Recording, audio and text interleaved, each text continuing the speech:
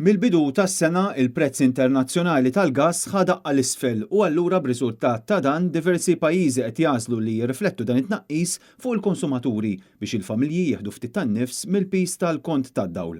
Fil-fatt il-prezz tal-gass qatt ma kien daqstant baxx fl-aħħar 11-il xahar minn kemm ilha li faqgħet il-gwerra fl-Ukrajna u dan il-fenomenu qed jinħass mhux biss fl-Ewropa iżda anke fl-Istati Uniti fejn il-prezz medju niżel bin-nofs.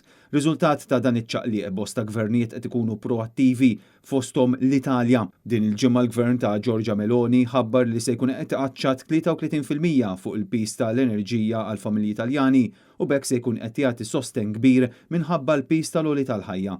Huwa kalkulat li familja Taljana f'sena se tkun qed tifranka xejn anqas minn 712 euro. Wieħed minn kull 3 Taljani se jkun qed iħoss dan ir-roħs. Dan se jkun it-tieni tnaqqis fil-prezz tal-enerġija għal familji fl-Italja wara li f'Jannar il-kontijiet tad-dawl kienu diġà roħsu b'20%. Il-ġimgħa li għaddiet anke l-Kummissjoni Ewropea bdiet pass importanti biex tiġġieled l-isfida tal-prezzijiet tal-enerġija.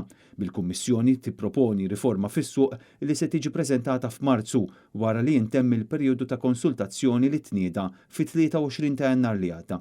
Dan sabiex jiġu protetti l-familji u n-negozji madwar l-Ewropa minn ċaqliq eżaġerat fil-prezzijiet tal-enerġija.